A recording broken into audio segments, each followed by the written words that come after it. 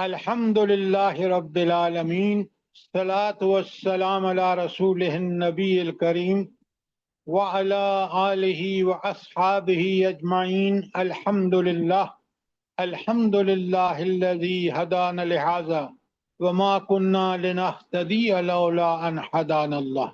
رب اشرح لی صدری ویسر لی امری واحلل عقدۃ من لسانی یفقہوا قولی، آمین یا رب العالمین۔ آج ہم نے انشاءاللہ سورہ اخلاص پڑھنی ہے، اور آپ نے پوری توجہ سے اس بات کو سننا سمجھنا ہے۔ سوال میں کروں گا، سوال کا مقصد یہ ہوتا ہے کہ طالب علم الرٹ رہیں اور اس سوال میں کا جواب دینے کے لیے جو سوچ و فکر مطلوب ہے اس کو ٹھیک ٹھیک استعمال کریں۔ اچھا، سب سے پہلے تو میں آپ کو اس سورت کی فضیلت بتاتا ہوں جو قرآن و حدیث میں آئی ہے۔ اچھا، پہلی حدیث بخاری کی ہے، اور حضور نبی کریم صلی اللہ علیہ وآلہ وسلم فرماتے ہیں، والذی نفسی بیدہ، قسم ہے اس ذات کی جس کے قبضہ قدرت میں میری جان ہے۔ ذرا بڑا کس اہتمام سے فرما رہے ہیں، فرماتے ہیں انہا لتعدل ثلث القرآن، یہ سورت قل هو اللہ احد قرآن کے 1/3 کے برابر ہے۔ اب آپ کو اور مجھے کو اچھی طرح پتہ ہونا چاہیے کہ یہ قرآن اس رب کا کلام ہے جس کے اندر رب نے ہماری پوری زندگی کے بارے میں ہدایات، واقعات، تعلیمات سب کچھ موجود ہے۔ اور قرآن کو کتاب مبین کہا کہ یہ ایسی کتاب ہے جس نے ایک ایک چیز کو کھول کے بیان کیا ہے۔ اب آپ سوچیں کہ یہ 3 سورتوں کی 3 آیات کی صورت جو ہے، یہ اللہ تعالیٰ کے رسول صلی اللہ علیہ وآلہ وسلم فرما رہے ہیں کہ یہ 1/3 قرآن ہے۔ ذرا غور کیجئے۔ ابھی میں سوال میرا آپ سے ہوگا لیکن ابھی تھوڑی دیر بعد۔ اچھا، پہلی بخاری کی حدیث میں نے آپ کو بتائی ہے کہ قرآن سورہ جو اخلاص ہے وہ 1/3 قرآن ہے، 1/3 حصہ قرآن کا ہے۔ اور دوسری میں فرمایا کہ حضور نبی کریم صلی اللہ علیہ وآلہ وسلم صبح کی سنتوں میں قل یا ایھا الکافرون اور قل ھو اللہ احد پڑھا کرتے تھے۔ یہ مسلم کی حدیث ہے، یعنی ان کو نبی کریم صلی اللہ علیہ وآلہ وسلم باقاعدگی سے صبح کی، اور کل میں نے ساری فضیلت بتائی ہے الکافرون کی، کہ حکم ہے نبی کریم صلی اللہ علیہ وسلم کے ہر مسلمان سونے سے پہلے پڑھے۔ اور آج آپ دیکھ رہے ہیں زاد المیعاد میں ہے کہ تو قل ھو اللہ احد عملی توحید ہے، اور قل یا ایھا الکافرون جو ہے وہ بھی عملی توحید ہے۔ پھر حضرت عائشہ صدیقہ کی حدیث ہے جو صحیح بخاری اور مسلم میں ہے، بڑے غور سے سنیں اور ہمیں اس پر عمل کرنا چاہیے۔ جو بات میں آپ کے سامنے رکھ رہا ہوں بڑے غور سے سنیں۔ سر جی، یہ پچھلی والی جو آپ نے بتائی ہے دونوں صورتوں کی عملی توحید، یہ کیا بتایا تھا آپ نے؟ نہیں، زاد المیعاد میں یہ ہے کہ ہاں، یہ دونوں زاد المیعاد میں ہے، سوری۔ کہ دیکھیں نا، کافرون کل ہم نے پڑھی ہے کہ توحید عملی کس اعتبار سے ہے کہ ہماری فکر جب بالکل ٹھیک ہوتی ہے نا تو پھر فکر ٹھیک ہونے کا نتیجہ کیا ہوتا ہے؟ جلدی بتائیں، آپ ہی بتائیں۔ عمل صحیح ہوتا ہے۔ عمل صحیح ہوتا ہے۔ یہ نادرہ بابی نے بالکل ٹھیک بات کہی کہ اگر فکر بالکل ٹھیک ہے، قرآن و سنت کے مطابق ہے، عمل بھی قرآن و سنت کے مطابق۔ اگر فکر میں کجی ہے تو پھر عمل میں لازماً کجی ہوگی۔ اچھا، اب مجھے یہ بتائیں کہ یہ جو فکر ہے، اس فکر میں سب سے بنیادی چیز کون سی ہے جو انسان کی ٹھیک ہونی چاہیے؟ ایمان صحیح ہونا چاہیے، عقیدہ توحید۔ ایمان بعد کی بات ہے، ایمان سارا توحید سے برآمد ہوتا ہے، چاہے وہ رسالت ہو چاہے آخرت ہو۔ عقیدہ توحید آج امت کا جو سب سے بڑا المیہ ہے وہ قرآن و سنت سے کٹے ہوئے ہیں، اور ان کا عقیدہ اس وجہ سے ان کا عقیدہ کمزور ہے۔ یہ باتیں لکھیں، میں نے روز کہا ہے آپ سے کہ آپ اپنا پین اور کاپی ساتھ رکھیں۔ عقیدہ توحید سارے باقی عقائد کا اسی سے نکلتے ہیں، اور دین اسلام کی بنیاد عقیدہ توحید ہے۔ پورا اسلام، چاہے وہ عقائد و ایمانیات ہوں، چاہے وہ عبادات ہوں، چاہے وہ اخلاق ہوں، چاہے وہ معاملات ہوں، ان ساروں کا جو بنیاد ہے وہ عقیدہ ہے، عقیدہ توحید ہے۔ سوال کریں اگر بات سمجھ نہیں آ رہی تو۔ اچھا، اب ہمیں یہ پتہ چل گیا۔ اب ایک اور حدیث بخاری مسلم دونوں کی ہے، بڑے غور سے سنیں۔ آپ لوگوں نے کبھی عمل نہیں کیا ہوگا، اگر کسی نے کیا ہے تو مجھے بتائیں۔ وہ یہ ہے کہ ایک صحابی جب سفر میں تھا تو اس کو وہ نماز پڑھانے کے لیے کہتے تھے، کیونکہ وہ بڑا متقی انسان تھا۔ تو وہ کیا کرتا کہ اب آپ اس میں اگر میں پڑھوں آپ کے سامنے کہ نبی کریم صلی اللہ علیہ وسلم کا ایک صحابی کو ایک مہم کا سربراہ بنا کر بھیجا گیا، اور پورے سفر کے دوران اس کا مستقل طریقہ یہ رہا کہ ہر نماز میں وہ سورہ اخلاص پر قرأت ختم کرتے تھے۔ واپسی پر کے ساتھیوں نے نبی کریم صلی اللہ علیہ وسلم سے اس کا ذکر کیا تو نبی کریم صلی اللہ علیہ وآلہ وسلم نے فرمایا، اس سے پوچھو وہ ایسا کیوں کرتے ہیں۔ انہوں نے پوچھا تو انہوں نے کہا کہ اس میں رحمان کی صفت بیان کی گئی ہے، اس لیے اس کا پڑھنا مجھے بہت محبوب ہے۔ بڑے غور سے سنیں، نبی کریم صلی اللہ علیہ وسلم نے یہ بات سنی تو لوگوں سے فرمایا، اخبرہ ان اللہ تعالی یحبہ، اس کو خبر دے دو کہ اللہ تعالیٰ بھی انہیں محبوب رکھتا ہے۔ آپ نے کبھی کوئی صورت اور پڑھیں اور اس کے ساتھ آخر میں سورہ اخلاص پڑھیں اور سمجھ کے پڑھیں، اور اس دیکھیں جیسے وہ کہہ رہے ہیں کہ اس میں اللہ کی صفات بیان ہوئی ہیں، میں آپ کے سامنے کھول کے بیان کروں گا۔ آپ میں سے کتنے لوگ اس سورہ کو کبھی آپ نماز میں، یہ ایک دوسرا واقعہ بھی بخاری کا ہے اور وہ بالکل اسی کے طرح کا ہے جس طرح میں اس کو نہیں پڑھوں گا۔ تو سر میں پڑھتی ہوں ہر نماز میں سورت کے بعد یہ سورت اخلاص پڑھتی ہوں۔ سر مجھے بھی یہ جزاک سر اللہ۔ میں بھی پڑھتی ہوں سر، ہر نماز میں پڑھتی ہوں، اور اس کے علاوہ بھی پڑھتی ہوں بہت زیادہ۔ دیکھیں یہ ایک پڑھنا اور بات ہے، یہ سمجھ کے پڑھنا کہ یہ ایک صحابی نے پڑھی اور اللہ کے رسول نے ان کو خوشخبری دی، میں بھی اسی سینس اینڈ اسپرٹ کے ساتھ پڑھوں۔ آپ اسی سینس اینڈ الحمدللہ جی جی جی سر جی، اللہ کی توحید کو مد نظر رکھ کے تب پڑھتے ہیں الحمدللہ۔ اچھا، اب میں اس کو سنتے ہی پھر پڑھی تھی، اس کی فضیلت ابھی آپ کو بھجوا رہا ہوں تاکہ آپ کو یہ فضیلت اس کی پوری طرح سمجھ آ جائے۔ اچھا، اب مجھے یہ بتائیں کہ سورہ اخلاص میں توحید کیسے بیان ہوئی ہے؟ ادھر آؤ ذرا جی، جلدی بتائیں۔ یہ سورہ یلد ولم یولد، اس سورہ اخلاص میں ہے آخر میں، اور یہ پورا صرف یہاں تھا۔ پہلے مجھے دکھائیں۔ سر آپ کی آواز جو ہے ٹھیک طرح نہیں آ رہی، کٹ کٹ کے آ رہی ہے۔ نہیں، آپ کے ساتھ پرابلم ہے، میں نے پھر آپ کا اپنا سوال دہرا رہا ہوں اور آپ کے جواب کا انتظار ہے کہ سورہ اخلاص جو ہے وہ 1/3 قرآن کا کیوں ہے؟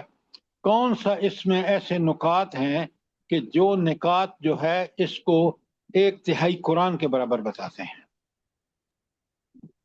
سر پوری سورت توحید کے اوپر بیس کرتی ہے، تو پہلی آیت سے لے کر آخری آیت تک اللہ قرآن میں آپ نے سوال نہیں سمجھا، برائے مہربانی سوال سمجھا کریں۔ اس صورت میں توحید کے کون سے مضامین بیان ہیں جس کو 1/3 اخلاص، صرف اس میں توحید اخلاص بیان ہوئی ہے؟ اور کون سے نکات ہیں یا الفاظ کون سے اس صورت کے ہیں جو ہمیں بتاتے ہیں کہ یہ واقعتاً 1/3 قرآن ہے؟ سر لم یلد ولم یولد ولم یکن بس لہ کفوا احد۔ سن رکھا ہے آپ نے، یہ سن رکھا ہے آپ نے۔ اب سر میں جی یہ چاروں آیتیں ہی جو ہے نا وہ اللہ کی وحدانیت اور توحید بیان کرتی ہیں کہ اللہ ایک ہے، آپ زاہد صاحب کون سے الفاظ ہیں مجھے یہ بتائیں؟ کہ یہ اللہ ملائک مت ایک کریں۔ ہی ہے، اس کی نہ اولاد ہے نہ وہ کسی کی اولاد ہے، اور کوئی اس کا ہمسر بھی نہیں ہے، کوئی اس کی برابری یہ کرنے والا نہیں ہے۔ آپ غلط بات کہہ رہے ہیں، پوری توحید۔ اب پوری توحید سنے، میں آپ کو اسی لیے کہہ رہا ہوں کہ آج آپ نے اس صورت کو ٹھیک ٹھیک سمجھنا ہے۔ جی سر۔ اب اگر آپ نے وہ 4 پیجز پڑھے ہو نا جو میں نے آپ کو توحید کے بھیجے ہیں، آپ نے پڑھا بھی ہوگا تو پوری طرح سمجھا نہیں ہے۔ اب ذرا اس 4 پیجز کو نکالیں توحید کے، تاکہ آپ کو پہلے توحید کا پتہ چلے۔ نکال لیا آپ نے؟ جی سر، یہ اچھا، دو پہلے پیج ہے۔ سب سے پہلے میں نے آج آپ کو 2 پیجز بھیجے ہیں۔ ایک ہے تمام انبیاء کی دعوت کی بنیاد توحید ہے، مل گیا نا آپ کو؟ جی جی سر۔ کبھی آپ نے اس کو غور سے پڑھا ہے؟ بڑے غور سے دیکھیں، اور آج آپ نے یہ سمجھ کے اٹھنا ہے، ورنہ مجھ سے سوال کریں۔ انشاءاللہ۔ اللہ تعالیٰ سورہ آراف میں آپ نے دیکھا کہ حضرت نوح، حضرت ہود، حضرت صالح، حضرت شعیب، حضرت لوط سب کی دعوت ہے۔ اور یہ آپ کی جو آیت ہے، سارے انبیاء 59 میں، آراف کی 59 حضرت نوح کے دعوت ہے، 65 حضرت ہود کی دعوت ہے، 73 آیت حضرت صالح کی دعوت ہے، اور 85 حضرت شعیب کی دعوت ہے۔ اور سارے نبی کیا دعوت دے رہے ہیں اپنی قوم کو؟ جلدی بتائیں۔ یا قوم اعبدوا اللہ ما لکم من الہ غیر۔ لا اللہ۔ تعبدوا الا اللہ۔ اچھا، اب مجھے یہ بتائیں، یہ کس چیز کی دعوت دے رہے ہیں؟ توحید اللہ کی کی سر۔ توحید کی سر۔ توحید کی۔ کیوں؟ اعبدوا اللہ، اللہ کی عبادت کرو، یہی توحید کا تقاضا ہے۔ اور آپ ایک بات نوٹ فرمائیں، جو شخص اللہ کی عبادت کرتا ہے خالصتاً، وہ واقعتاً توحید کا پیروکار ہے۔ ورنہ بڑے غور سے سنیں، سارے قریش جو تھے وہ کعبۃ اللہ میں طواف بھی کرتے تھے، سعی بھی کرتے تھے، پانی بھی پلاتے تھے، لیکن وہ خالص اللہ کی عبادت نہیں کرتے تھے، بتوں کی بھی پوجا کرتے تھے اللہ کے ساتھ ساتھ۔ لہذا آپ کو سورہ اعراف کی ساری جو انبیاء کی دعوت کا نچوڑ ہے کہ وہ دعوت توحید تھی۔ اب بات سمجھ آئی کہ نہیں آئی؟ سوال کریں۔ جی سر۔ جی سر، جی سر۔ سارے انبیاء کی دعوت کا مرکزی نقطہ کیا ہے؟ توحید۔ توحید ہے سر۔ آپ دیکھیں سورہ ہود جو ہے 11 نمبر پر قرآن میں، سارے انبیاء جو ہیں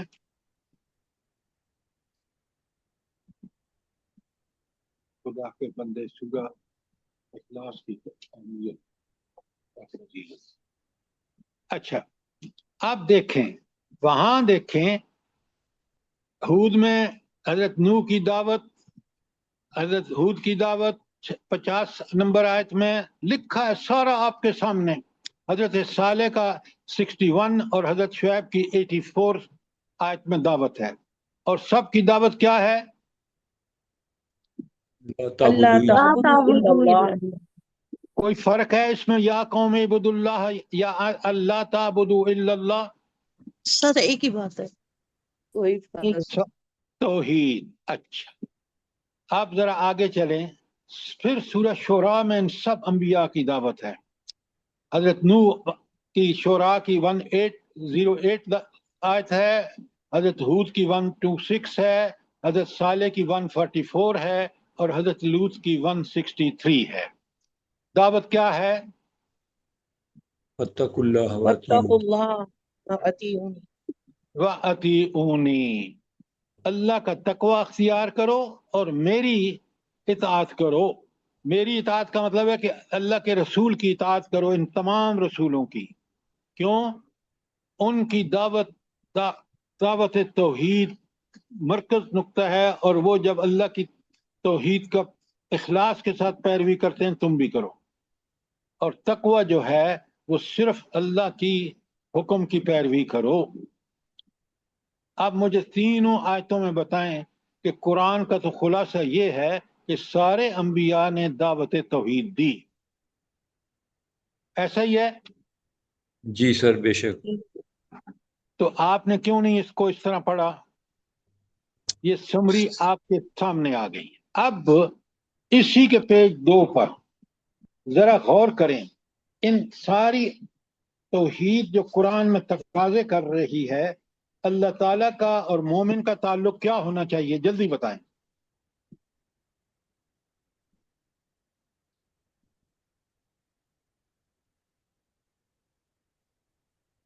جلدی بتائیں نا. اللہ تعالیٰ کے پیدائش محکوم اور مملوک اور غلام ہونے کی انسان حیثیت ہے. میڈم آپ ذرا صرف اللہ تعالیٰ کی عبادت کرنی ہے. اس پیج 2 آپ دیکھیں، آنکھیں کھول کے دیکھیں.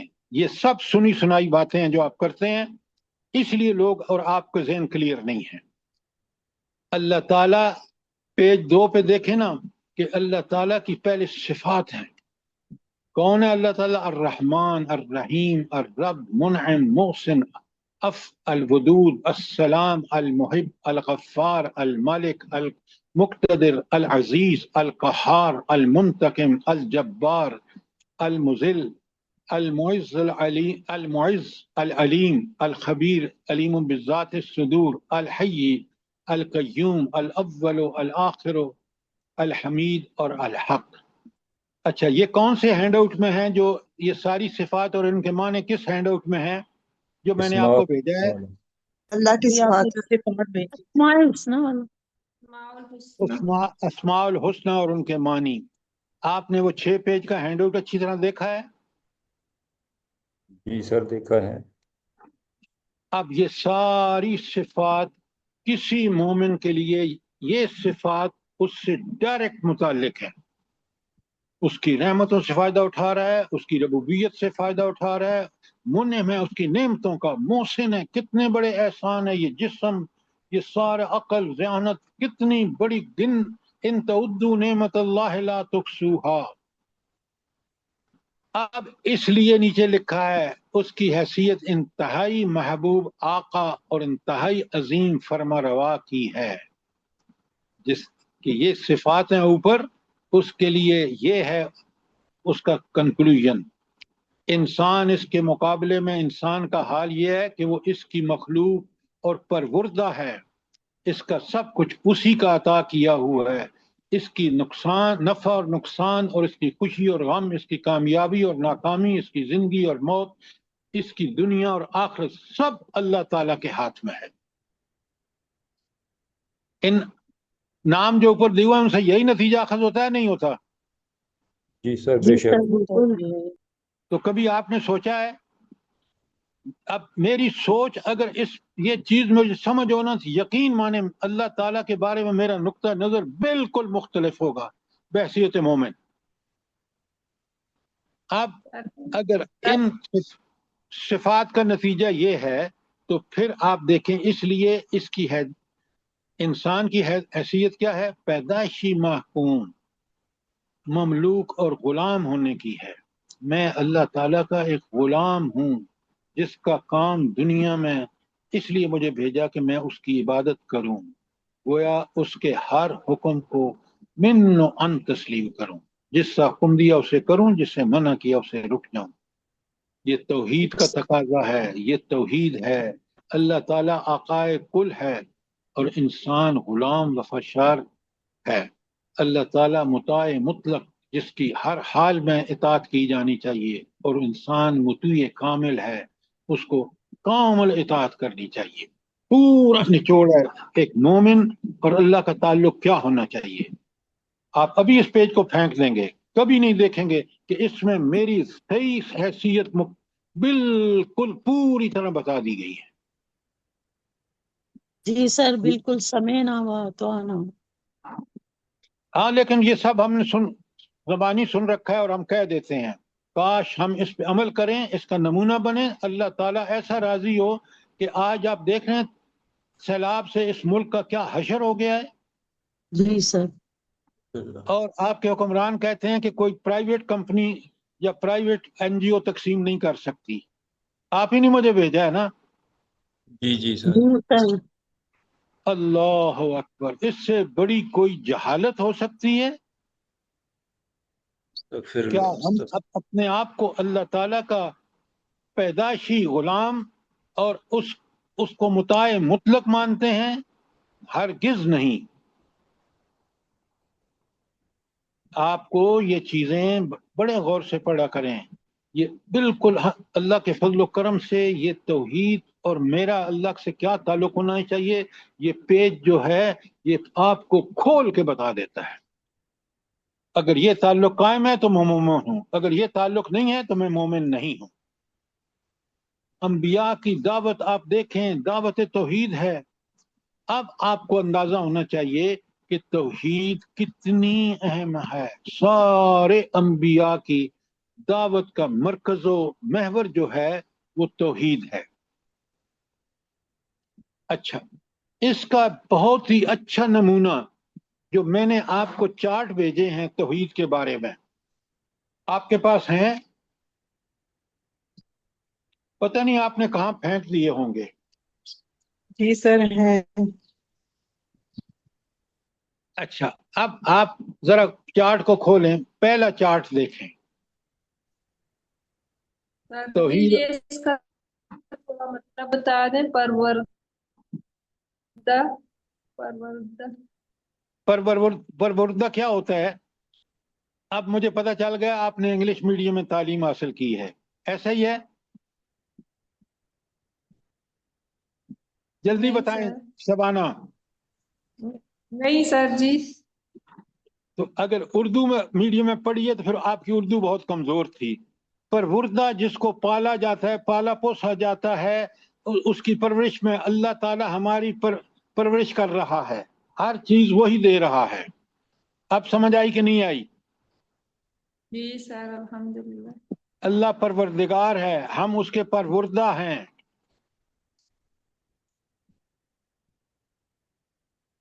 بات سمجھ آئی کہ نہیں آئی؟ جزاک اللہ سر، آگے سمجھ. اچھا، اب آپ آگے چلیں تو اگر پہلا چارٹ آپ دیکھیں جو 2 پیجز پہ ایک چارٹ ہے، ایک توحید اور شرک، توحید فی الذات، توحید فی الصفات اور توحید فی الحقوق.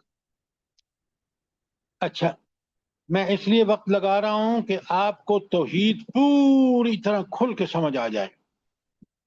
اچھا، اسی کے نیچے لکھا ہے شرک فی الذات، شرک فی الصفات اور شرک فی الحقوق. اب آپ مجھے یہ بتائیں کہ توحید کو سمجھنے کے لیے اللہ تعالیٰ کی ذات کیسی ہے، اس کی صفات کیسی ہیں اور اس کے حقوق کیسے ہیں. یہ جب تک صاحب ایمان کو پتہ نہیں وہ اب اللہ کی معرفت حاصل کر ہی نہیں سکتا. اگر شرک سے بچنا چاہتا ہے، بڑے غور سے سنیے، تو پھر اس کو پتہ ہونا چاہیے کہ شرک فی الذات کیا ہے اور شرک فی صفات کیا ہے اور شرک فی الحقوق کیا ہے. اب میں آپ کو ایک ایک کر کے سمجھاؤں گا. سب سے پہلے شرک فی الذات. کون شرک فی الذات کرتے تھے؟ بلند جلدی بتائیں، جلدی بتائیں. یہود و نصارہ. اچھا، یہود کا کیا اور شرک؟ کفار. اچھا، آپ پہلے مجھے بتائیں، یہ تو آپ نے ٹھیک کہا، یہ شرک یہود کا شرک کیا ہے؟ عزیر علیہ عزیر علیہ السلام السلام کو اللہ کا بیٹا مانتے. ایک نبی تھے عزیر علیہ السلام، ان کو وہ کہتے ہیں یہ اللہ کا بیٹا ہے. اور یہی ذات میں شرک ہے کہ اللہ تعالیٰ کو کسی کا باپ بنا دینا، یا اللہ تعالیٰ کو جیسے یہ یہود اور نصارہ کیا کہتے ہیں کہ حضرت عیسیٰ علیہ السلام اللہ کے بیٹے ہیں کیونکہ بن باپ پیدا ہوئے. بدبختی کی انتہا دیکھیں، اللہ جس طرح چاہے پیدا فرمائے. اللہ تعالیٰ نے حضرت آدم کو ماں باپ کے بغیر پیدا فرمایا. اچھا، تیسری مثال دیجیے شرک فی ذات کی. ایسے مکہ سے فرشتے اللہ کی بیٹے ہیں. جی مشرکین فرشتوں کو اللہ کی بیٹیاں ایک کہتے بندے تھے. مت بولے خدا کے لیے تاکہ باقی اس لوگوں کو سمجھ آئے. ایک بولے. مشرکین خدا کی بیٹیاں کہتے تھے فرشتوں کو. کیوں کہتے تھے؟ بس اتنا سارا پتہ ہے اللہ آپ کے کو. نزدیک ان کے اللہ ہاں کے جو نزدیک سفارش کریں گے. دیکھیں یہ چیزیں صرف اوپر سے نہ دیکھیں. وہ اس لیے اللہ کے ان کی بیٹیاں بناتے تھے کہ یہ بیٹیاں اللہ باپ ہے ان کا، ضد کر کے اپنے اللہ سے ہماری بات منوا لیں گی. یہ تھا ان کا مقصد. اور بتوں والوں نے تو باقاعدہ دیویاں اور دیوتے بنا رکھے تھے کہ یہ دیوی ہے اور یہ اس کا، اور سارا خود ہاتھ سے گھڑتے تھے. آپ اندازہ کریں یہ بھی کوئی طریقہ ہے؟ یہ ہے شرک فی الذات. اگر کوئی سمجھ نہیں آئی تو سوال کریں. قرآن میں متعدد آیات ہیں جو شرک فی الذات کی سری نفی کرتی ہیں نہیں ہیں؟ جلدی بتائیں، جلدی بتائیں نا. بہت سی آیت ہیں. بہت جی ساری آیت، بہت ساری آیت. کوئی ایک بتائیں. سر یہ میں نے ابھی کل پڑھائی تھی، دیکھیں سر. سب سے میں پہلی تو یہی سورت اخلاص ہے. اس کے جی بعد سورہ بقرہ، سورہ نساء، بہت ساری صورتوں میں آیا ہے. بھائی آپ کو ایک آیت بتائیں نا، لو کتاب میرے پاس. سر یہ سب سے بڑی آیت ہے وَإِذْ قَالَ لُقْمَانُ لِبَنِيهِ هُوَ يَعِظُهُ يَا بُنَيَّ لَا تُشْرِكْ بِاللَّهِ إِنَّ الشِّرْكَ لَظُلْمٌ عَظِيمٌ. یہ جنرل شرک کی بات ہے، یہ شرک فی ذات کی بات ہی نہیں ہے. آپ اگر یہ بتائیں گی لوگوں کو تو لوگ آپ سے پوچھیں گے کہ یہ بتائیں کہ یہ شرک فی ذات کی تو نہیں ہے. پھر شرک فی ذات کی وہ میں بتاتی ہوں سر، وہ بھی ڈھونڈتی ہوں. سورۃ النساء کی آیت نمبر 7. اب بڑا سنیں غور سے، بے شمار آیات ہے، میں ایک آیت پڑھ رہا ہوں. وَقَالُ اتَّخَذَ اللَّهُ وَلَدًا، وہ کہتے ہیں اللہ نے بیٹا بنایا. سبحانہ، وہ پاک ہے اس چیز سے کہ وہ کمزور نہیں ہے کہ بڑھاپا ہو جائے گا تو بیٹا اس کو کام آئے گا. وہ ہر وقت ہر آن طاقت. بل لہو ما فی السماوات والارض، زمین و آسمان میں ہر چیز کا مالک ہے. یہ توحید ملوکیت ہے. کل لہو قانتون، ہر چیز اسی کی عبادت کر رہی ہے. ہر چیز اسی کی فرمانبردار ہے. تو کافر تو فرمانبردار نہیں ہے، تو پھر یہاں کیوں کہا کہ ہر چیز اس کی فرمانبردار ہے؟ جلدی بتائیں. جی وہ اپنی اختیار کی جو تھوڑی سی قوت ان کو دی ہوئی ہے وہ اس کا غلط استعمال کرتے ہیں. سر جی کافر بھی ایسے ہی ہے، وہ اللہ کے حکم سے جیتا اور مرتا ہے، اس کے سسٹم سارے اللہ کے حکم سے چل رہے ہیں. آپ نے بالکل ٹھیک کہا ڈاکٹر صاحبہ، لیکن آپ یہ کیوں نہیں کہتے کہ اس کے بال وہی کام کرتے ہیں جو اللہ نے جس کے لیے بنایا؟ وہ مونڈتا ہے پھر بال آ جاتے ہیں، داڑھی روز مونڈتا ہے. اسی طرح اللہ تعالیٰ نے اس کو سب چیزیں جو اللہ کے حکم، صرف اس کو اتنی آزادی دی ہے، وہ خود اس نے دی ہے محدود، کہ دنیا میں چاہے تو اللہ کی بات مانے یا نہ مانے. مانے گا تو فائدہ اس کو دنیا میں، آخرت میں. نہیں مانے گا دنیا اور آخرت میں گھاٹے میں رہے گا، جیسا آج دیکھ رہے ہیں آپ. کافروں کو چھوڑے مسلمانوں کو دیکھ لیں. توحید کے مضمون کو پوری طرح سمجھیے. اچھا اب آئیے توحید فی الصفات. یہ اللہ تعالیٰ کی صفات کہاں بیان ہوئی ہیں؟ کون سا ہینڈ آؤٹ ہے جو میں نے آپ کو بھیجا ہے؟ آیت الکرسی والا سر، اسماء الحسنی. ڈاکٹر صاحبہ وہ تو بڑا محدود ہے. وہ بھی محدود ہے. اسماء حسنہ جو ہے سر جی مختلف آیات کے اینڈ میں جو اللہ تعالیٰ کی صفات آتی ہیں ان میں بھی اللہ تعالیٰ میں کے نے اپنے ہینڈ آؤٹ کی بات کی ہے. آپ مجھے قرآن میں مجھے پتہ ہے. دیکھیں میں نے 6 پیجز کا ہینڈ آؤٹ بھیجا ہے جس میں ساری اللہ تعالیٰ کی اسماء الحسنہ ہے، وہ صفاتی نام ہے اللہ کے. تو آپ اگر اس کو غور سے پڑھیں تو آپ حیرت زدہ ہو جائیں گے کہ ساری صفات تو صرف اور صرف اللہ میں ہے. اس لیے یہ کتنی بڑی جہالت ہے کہ یہ ہم جو بندوں میں یا بتوں میں یا فرشتوں میں جو اللہ کے غلام ہیں ان میں ہم اللہ کی صفات ڈھونڈنا شروع کر دیتے ہیں، انہی کو ہم اپنا نعوذ باللہ رب بنا لیتے ہیں. سوچیں، یہ ہینڈ آؤٹ میں نے ایسے نہیں بھیجے آپ کو، یہ 6 پیجز کا ہینڈ آؤٹ جو ہے. اور پھر آپ اگر دیکھیں کہ اللہ تعالیٰ کی صفات اتنی اور اتنی کمال کی ہیں کہ آدمی دنگ رہ جاتا ہے. ایسا یہ نہیں ہے؟ بالکل سر جی ایسے ہی ہے.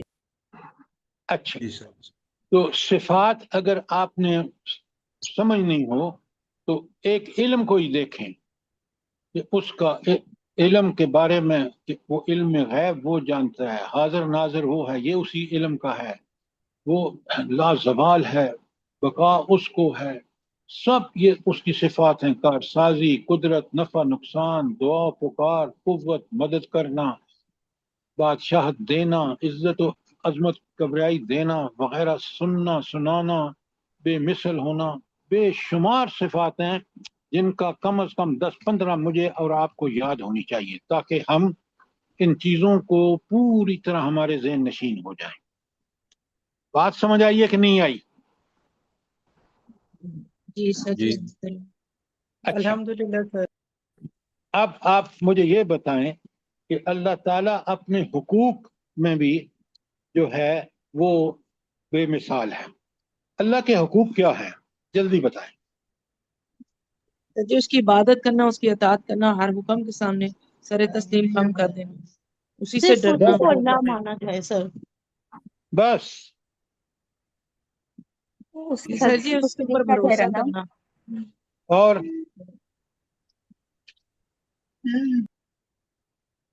بڑے غور سے سنیے، یہ آپ نے صرف جو سنی سنائی ہے نا، اللہ کی رضا جوئی یہ بھی اللہ کی حق ہے کہ اسی کی رضا ہمیں چاہیے، کسی اور کی نہیں چاہیے.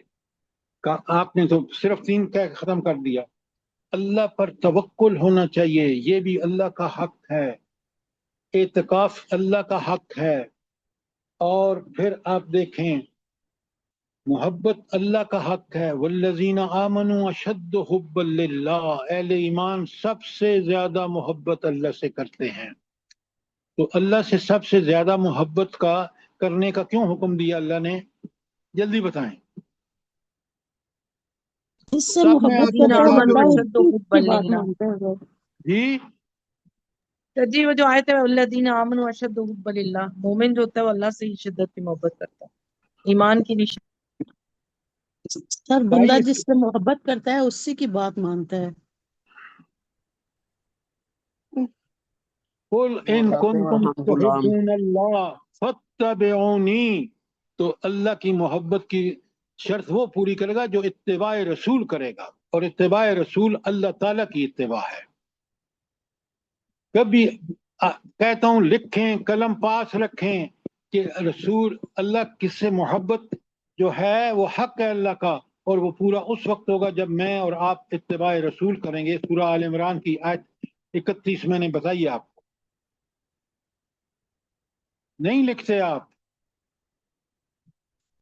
اور منتیں کر رہا ہوں کہ خدا کے لیے ایک اچھے طالب علم بنیں، اپنے نوٹس لکھیں تاکہ جب بھی سوال ہو تو آپ جواب دے سکیں. اب آپ کو اندازہ ہوا کہ توحید کتنا اہم سبجیکٹ ہے. بہت زیادہ سر جی، بہت اہم. جی بہت اہم ہے سر جی، بہت زیادہ اہم ہے. اچھا، اس کی اہمیت آخرت کے اعتبار سے کیا ہے؟ जल्दी बताएं। सर जी, अल्लाह का खौफ रखते हुए हम दुनिया में जो उसने हुक्म दिया है उसको हर तरह से माने, 24 घंटे उसी की गुलामी में बसर करें। मैडम, मैंने आपको भेजा है कि 4 सिफात हैं इलाही की, अल्लाह की। वो 4 सिफात कौन कौन सी हैं? अदल, अदल, हिकमत, हाकिमियत, अदल, रहमत, सर जी, रहमत, रहमत, हिकमत और हाकमियत। हकमियत। ये लिखें, अदल। याद करें कि अल्लाह हाकिम है, अहकमुल हाकिमीन है। उससे बढ़कर कौन इंसाफ करेगा? जिसका इल्म कामल, जिसका इख्तियार कामल, जिसका इक़्तिदार कामल। सुन लेते हैं और फिर कभी गौर करें। अल्लाह ने हमें अकल, दिमाग, उलुल अलबाब को अल्लाह ने कहा है, ये उलुल अलबाब हैं, वो यतफक्करून फी खल्क़िस समावाति वल अर्द। जब इस पे गौर व फिक्र करते हैं तो अल्लाह ताला का सारी सिफात और कमालात आदमी के अकल में आ जाती हैं और सरे तस्लीम खम कर देता है। अफजल साहब, ठीक बात है, ये गलत बात है? जी सर, बेशक, अल्हम्दुलिल्लाह। जवानी तो आपने वर्ल्ड बैंक को दे दी, तो जरा बुढ़ापा तो अल्लाह को दे देना। जी, कोशिश कर रहे हैं इंशाल्लाह। अच्छा, सर ऐसा ही है, भाग दौड़ में टाइम गुजर गया। आप ये सारी में तमहीद है किसके लिए? सूरह इखलास के लिए। और अब आपको समझ आएगी सूरह इखलास, अगर ये सारी चीजें और ये सारे हैंडआउट जो मैंने आपको भेजे हैं आपको समझ आ जाएगा। और फजीलत के हवाले से अभी आपको हैंडआउट 2 पेज का मिल चुका होगा। मिल चुका है नहीं? जी, मिल चुका है। जी सर। अब जरा आइए सूरह इखलास की तरफ, अब आपको समझ आएगी। अच्छा, सूरह इखलास हम पढ़ते हैं अब, और बड़े गौर से सुनिए और आप जितने सवाल हैं करिए ताकि हमें पूरी तरह ये सूरत समझ आ जाए। अच्छा, आप फजीलत के बारे में कोई सवाल? हैंडआउट आपके पास है, पढ़ना आपने है। कुरान हुजूर नबी करीम सल्लल्लाहु अलैहि वसल्लम का फरमान मुबारक कि ये 1/3 कुरान है। अब 1/3 इसलिए कि असल जो दीन पूरे की बुनियाद, रिसालत की बुनियाद तौहीद है। रिसालत की बुनियाद तौहीद क्यों है? बोले जल्दी बताएं।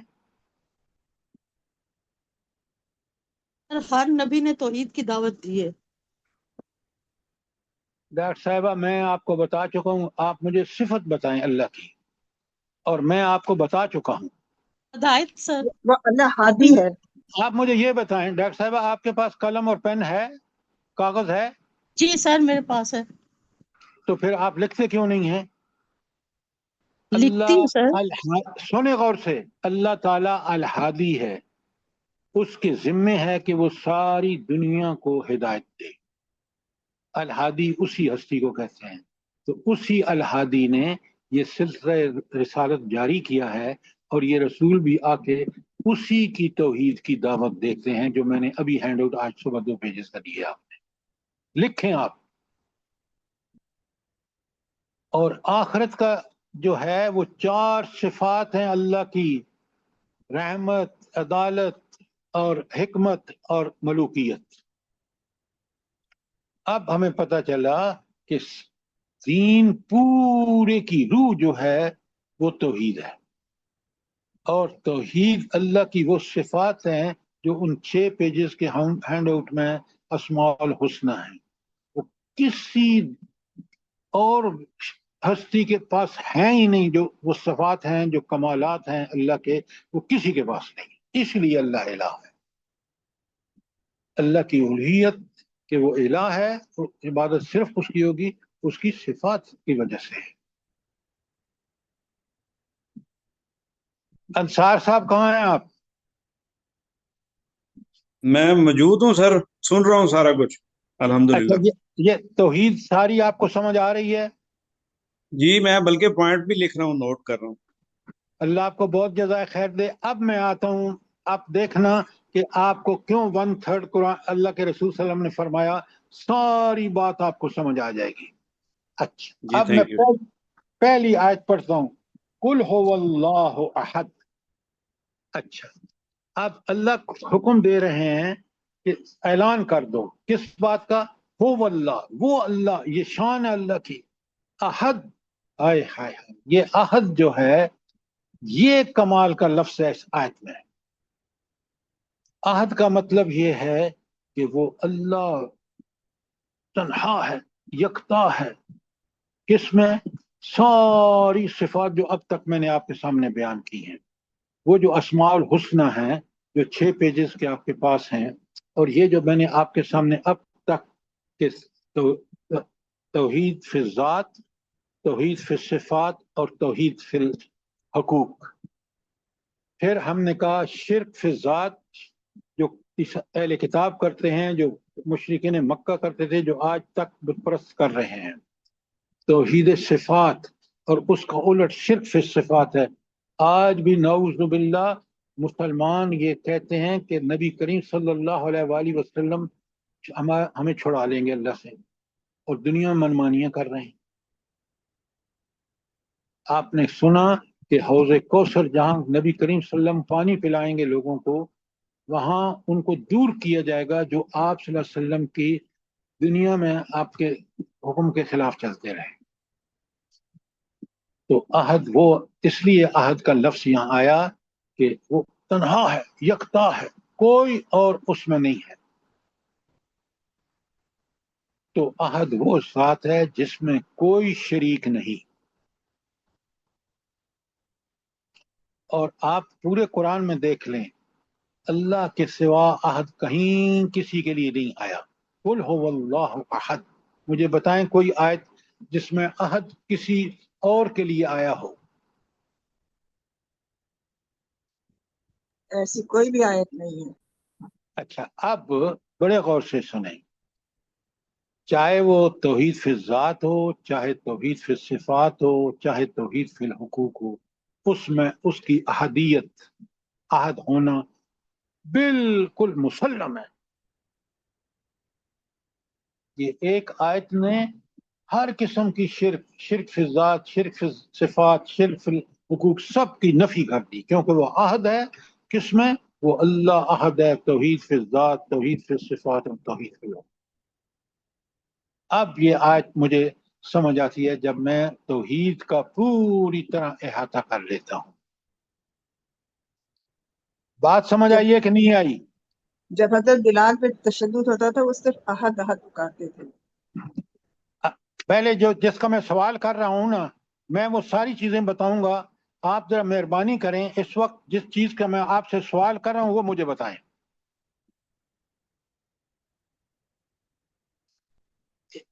हजरत बिलाल को जब घसीटते थे ना चट्टानों पर, सुभान अल्लाह, हजरत बिलाल कहते थे अहद अहद।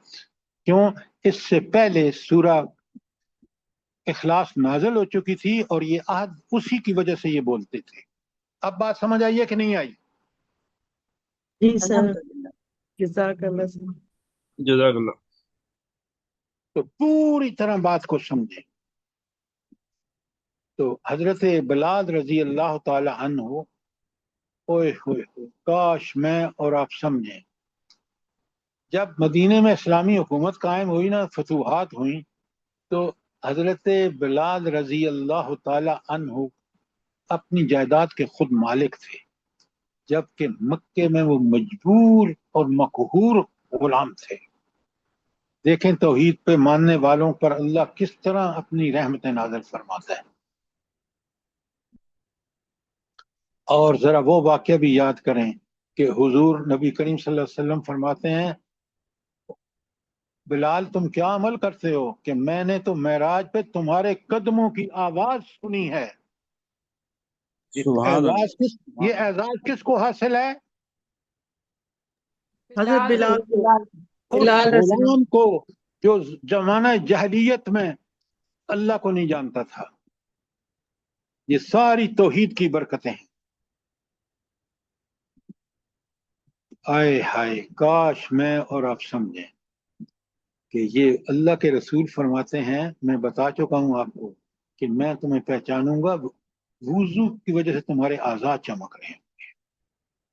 क्या हम उस तरह वुजू करते हैं उन दुआओं के साथ जो अल्लाह के रसूल ने बताई हैं? आई चलाई करते हैं हम?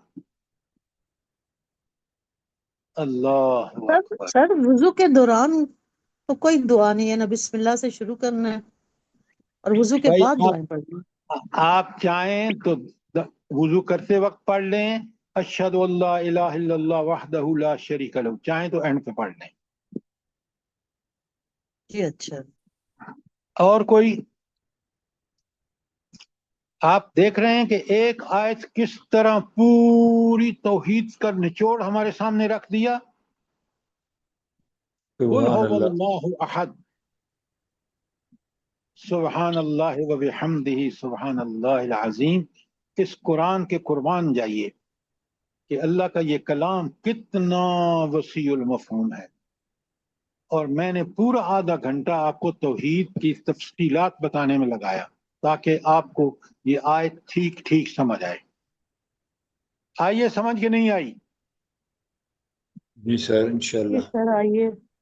اللہ آپ کو اس کا اجر عظیم دے سر. اچھا اب آئیں دوسری آیت پر.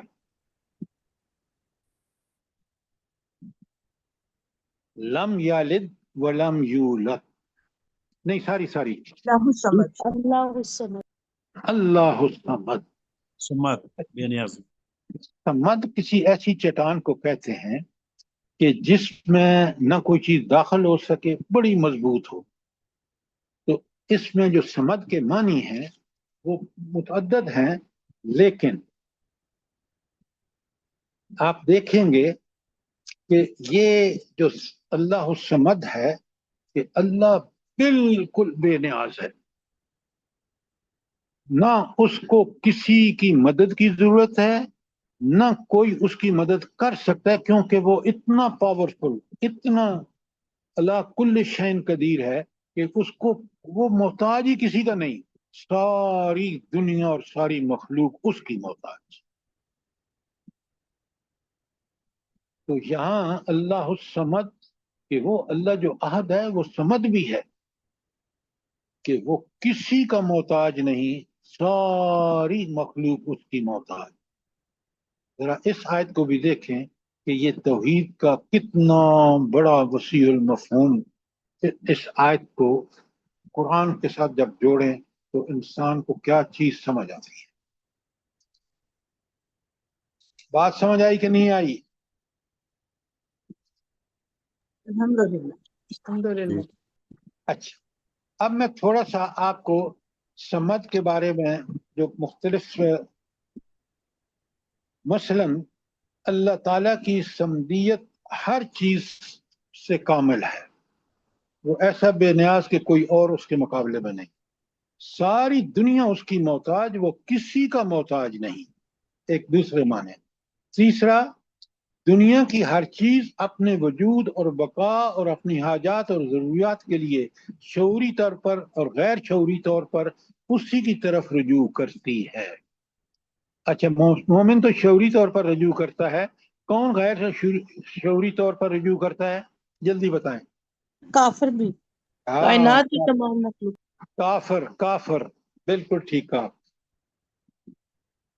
سب کی حاجات پوری کرنے والا صرف وہی ہے.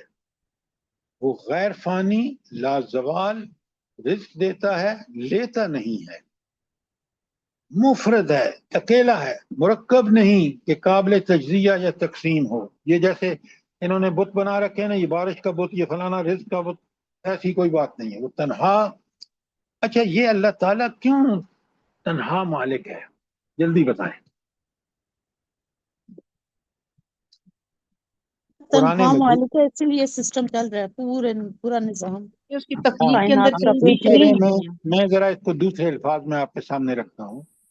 اگر یہاں 2 3 4 خدا ہوتے، بارش کا الگ ہوتا، دوسرا الگ ہوتا، تو دنیا میں آج ایک عجیب تماشا مچا ہوا ہوتا. ایک اللہ ہے تو آپ دیکھ رہے ہیں کس قدر ہارمنی، کس قدر جو ہے وہ ہر چیز اپنی اپنی جگہ پہ، کیونکہ ایک اللہ کے حکم پہ چل رہی ہے. تو جب حکم ہوتا ہے تو ہوائیں بارشیں لے کے آتی ہیں، اور جب ہم جیسی ناکارہ نا خلف قوم ہوتی ہے جو اللہ کے اطاعت کا حق کسی درجے میں بھی عطا نہیں کرتی، تو اس کا یہ حشر آج آپ دیکھ رہے ہیں.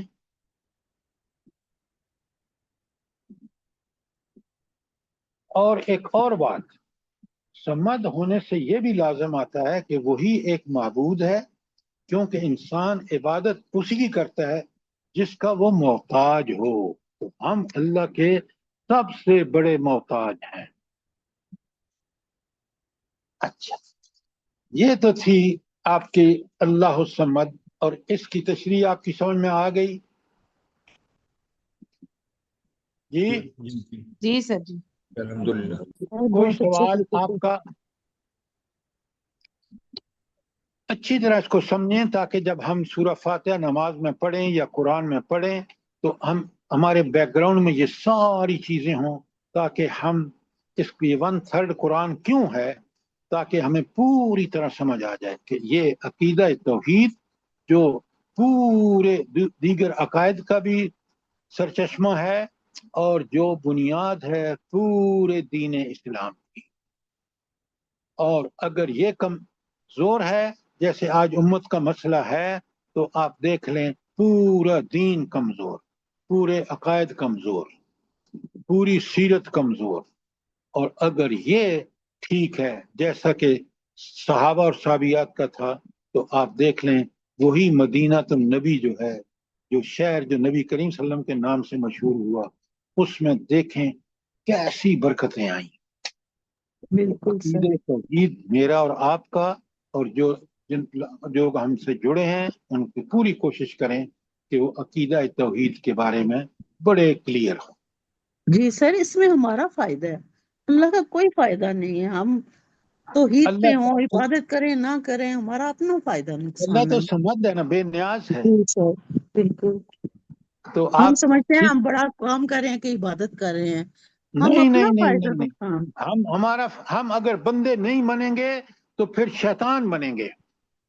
بالکل آپ نے ٹھیک کہا. یہ میرا اور آپ کا فائدہ ہے کہ ہم اللہ ہی کے احکامات، اس لیے کہ توحید جس کی پوری تشریح ہم نے آپ کے سامنے ہے، ہینڈ آؤٹ آپ کو بھیج چکا ہوں، کہ وہ اس کا تقاضا ہے کہ میری اپنی یہ جو نیکی میں کرتا ہوں وہ میری ذات کے لیے ہے، اللہ کو کوئی فائدہ نہیں پہنچتا. اور اللہ آپ دیکھ رہے ہیں جب ہم یہ قوم ذلت اور پستی کی گڑھے میں گھستے ہیں تو اللہ تعالیٰ کی مدد بھی اللہ تعالیٰ واپس لے لیتا ہے. اور جب ہم اللہ کے بندے بنتے ہیں دنیا میں بھی اللہ کی مدد آ جاتی ہے، آخرت میں بھی. اچھا، 2 آیتیں ہماری کلیئر ہو گئیں. ایک تھی قل هو اللہ احد اللہ الصمد. اب آئیے لم یلد ولم یولد. اچھا، یہ اللہ تعالیٰ کو کیونکہ وہ سب علوم پر حاوی ہے، ماضی حال مستقبل پر، تو اس کو ماضی کا بھی پتہ تھا، حال کا بھی پتہ تھا. ماضی میں کیا ہوا کہ سب سے پہلے آپ دیکھیں کہ مشرکین کا تصور یہ تھا کہ خدا یہ ہم جنس ہوتے ہیں، دیویاں اور دیوتے. اچھا، مشرکین مکہ اللہ کی فرشتوں کو بیٹیاں کہتے تھے، اس کا یہ توحید سے. اور یہود کہتے تھے کہ عزیر اللہ کے بیٹے ہیں، عیسائی کہتے تھے کہ حضرت عیسیٰ اللہ تعالیٰ کے بیٹے ہیں. اب ان سب کو نگیٹ کرنے کا توحید فی الذات، یہی بہترین صورت آیت ہے کہ لم یلد، نہ اس کو کسی سے پیدائش اس نے لی ہے، ولم یولد، نہ اس سے کوئی پیدا کیا گیا ہے، نہ وہ کسی کا باپ ہے نہ کسی کا بیٹا ہے. سر یہ اور الٹ نہیں ہو گیا؟ جی لم یلد، یہ سر کچھ الٹ ہو گیا ہے میننگ. لم یلد کا یہ ہے نا کہ اس نے کسی کو اس نے نہیں جنا. کسی کو نہیں جنا، جی، ولم یولد، ولم اور وہ نہ یولد، وہ وہ جنا گیا. کسی سے نہ جنا گیا ہے. جی سر، ٹھیک ہو گیا. ایسے ہی ہے. ٹھیک ہو گیا بالکل. اچھا، اب یہ جڑ کاٹ کے رکھ دیتی ہے شرک فی الذات کی، کہ دیکھیں نا مذکر اور مؤنث کا مطلب یہ ہے جب تک وہ ملے نہیں تو بچہ تو پیدا نہیں ہو سکتا. اور اللہ کافروں سے سوال کرتا ہے قرآن میں کہ یہ بتاؤ جب اس کی بیوی نہیں ہے تو بچے کہاں سے آ گئے؟ یہ جو یہود اور نصارہ نے اور یہ مشرکین نے اور یہ ملائکہ کو بیٹیاں بنا لیا، یہ بتائیں تو صحیح.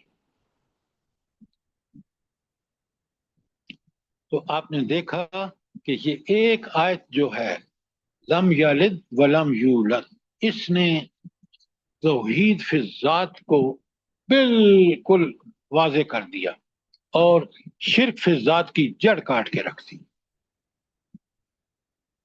کوئی سوال یہاں تک؟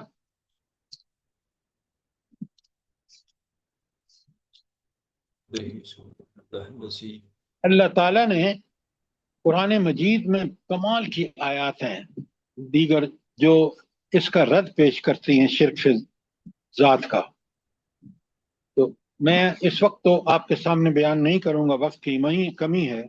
آخری آیت ہے، اور آخری آیت ہے وَلَمْ يَكُنْ لَهُ كُفُوًا أَحَدٌ۔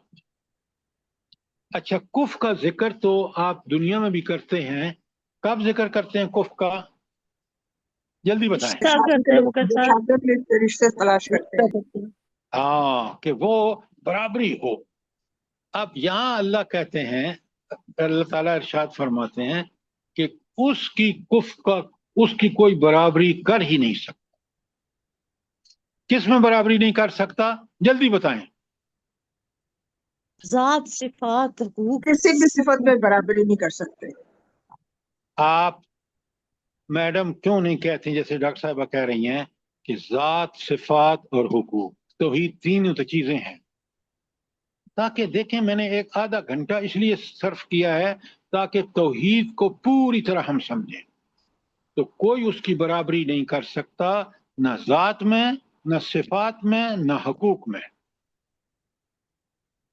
اور میں نے آپ کو بتایا ہے کہ ذات میں شرک کیا ہے، صفات میں کیا ہے۔ اچھا، آج کل عام جو مسلمانوں میں شرک ہے وہ کس میں ہے؟ جلدی بتائیں۔ ذات میں، صفات میں، حقوق میں؟ صفات میں سر۔ صفات میں، اور پھر حقوق میں بھی شروع ہو جاتا ہے۔ جی سر۔ اچھا، اب آپ مجھے یہ بتائیں کہ جس طرح آج ہم نے سمجھا ہے اس سورہ اخلاص کو، آپ نے اسی طرح سمجھا تھا یا آج آپ کو پوری طرح بات کلیئر ہوئی ہے؟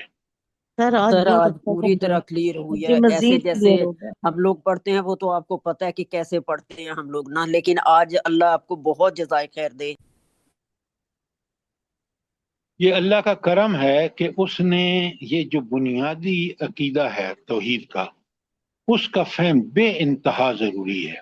آپ نے دیکھا کہ پورا قرآن جو ہے وہ دراصل اسی اللہ کی صفات کا تقاضا تھا، توحید کا تقاضا تھا، اور اس لیے ہمیں پوری طرح کلیئر ہونا چاہیے، اور شرک کا شائبہ بھی ہمارے اعمال میں نہیں ہونا چاہیے۔ دیکھیں نا، رسول اللہ صلی اللہ علیہ وسلم سے کسی نے کہا جیسے آپ چاہیں اور اللہ چاہے، اس نے کہا خبردار یہ بات مت کہو، جس طرح اللہ چاہے۔ تو یہ ہے توحید کہ ہر کام صرف اللہ کی چاہت اور اس کی مرضی کے مطابق مجھے کرنا چاہیے، آپ کو بھی کرنا چاہیے، پھر ہم مومن ہیں۔ اور یہی توحید کا تقاضا ہے کہ دنیا میں، دنیاوی زندگی میں اور آپ ہر وہ عمل کریں جس کا اللہ نے حکم دیا ہے، جہاں کہیں بھی ہوں، اور اللہ سے ڈریں، اور ہر اس سے رکیں، منع جس سے کیا اس سے رک جائیں۔ یہ توحید ہے، یہ اللہ کی عبادت ہے، اسی کی دعوت ہے جو میں نے آپ کو پہلا بھیجا ہے کہ پوری دعوت کا خلاصہ آپ کے پاس موجود ہے، ساری آیات جو پہلا ہینڈ آؤٹ میں نے آپ کو بھیجا ہے۔ تو آپ برائے مہربانی ان توحید کے سارے ہینڈ آؤٹ کو الگ کریں تاکہ آپ ان کو بات دیکھیں، سمجھیں، اپنے بچوں کو سمجھائیں، گھر والوں کو سمجھائیں، اپنے دوست اور احباب کو بھی یہ ساری چیزیں جو ہیں یہ آپ ان کو واٹس ایپ پہ بھیجیں تاکہ جتنے لوگ اس اصلاح سے فائدہ اٹھائیں گے آپ کو اللہ تعالیٰ اجر دے گا۔ کوئی سوال، کوئی چیز؟ ابھی 2 منٹ باقی ہیں۔ سر یہ بھی شرک ہو جاتا ہے نا کہ مجھے کسی ڈاکٹر کی اس ڈاکٹر سے شفا ملی ہے، یہ نہیں نا کہنا چاہیے، مجھے کہنا چاہیے کہ یہ ڈاکٹر سے دوائی لی ہے لیکن شفا مجھے اللہ نے دی ہے۔ بس جب اللہ کا شفا کا حکم ہوتا ہے نا تو آپ کو چلتے بندہ نسخہ بتا دیتا ہے۔ تو اللہ ہی کے شفا ہو یا جو بھی ہمیں خوشی ملے. اچھا سب سے جو بڑی چیز ہے نا وہ ہے اللہ کا شکر، یاد رکھیں. اچھا اب ایک نقطہ آپ سے، میں نے ایک کتاب پڑھی، ایک شخص ہے جو بڑا امیر ہے لیکن اللہ کا بڑا ہی فرما بردار ہے. ایک غریب ہے، ظاہر ہے جو اللہ کا فرما بردار ہے وہ اللہ کا بڑا پسندیدہ ہے، اور ایک غریب ہے جو بڑا پکا مومن اور صبر کرنے والا ہے. دونوں ظاہر اللہ کے حکم پر چل رہے ہیں، وہ اپنی طرف پر جو دنیا میں نعمتیں ملی ہیں امیر، اور دوسرا اللہ کی جو اس نے کمیاں دی ہیں اس پہ شکر کر رہا ہے، صبر کر رہا ہے. یہ دونوں میں سے بہتر کون سا ہے؟ جو غریب ہے سر، جی جو صبر اور شکر کرتا ہے. جو غریب ہے مصیبتیں برداشت کر کے بھی اللہ کا شکر ادا کرتا ہے. ہاں لیکن اس کے مقابلے میں اس بندے کو تو دیکھیں جو امیر ہے، وہ بالکل اللہ تعالیٰ کے احکامات کے مطابق چل رہا ہے. یہ ہیں وہ چیزیں، بڑے غور سے سنیں آپ. ان دونوں میں اللہ تعالیٰ کہتے ہیں کہ جو تم میں سب سے، سورہ حجرات میں، جو سب سے زیادہ متقی ہے وہ اللہ کا محبوب ہے. تو ان دونوں میں اللہ تعالیٰ کا پسندیدہ وہ ہے جو ان دونوں میں سب سے زیادہ متقی ہے. متقی ہے. بات سمجھ آئی کہ نہیں آئی؟ جی سر، جزاک اللہ جی خیر. سر. تو ہمیں اللہ تک متقی بننے کی توفیق عطا فرمائے. اور آمین. آمین ثم آمین. اللہ پاک ہم سب کو عمل کی توفیق دے، آپ کے ساتھ جو جڑے ہوئے ہیں ان کو بھی، اور آمین. تمام دنیا کے مسلمانوں کو، اور ہم لوگ کے اولادوں کو بھی. ربنا تقبل منا انك انت السميع العليم وتب علينا انك انت التواب الرحيم. جزاك آمین الله. ثم آمین. جزاک اللہ آمین. خیر. اللہ جزاک پاک آپ اللہ. کو صحت تندرستی والی زندگی دے، اور اسی طرح ہم لوگ آپ کے ساتھ جڑے رہیں. آمین. آمین. اللہ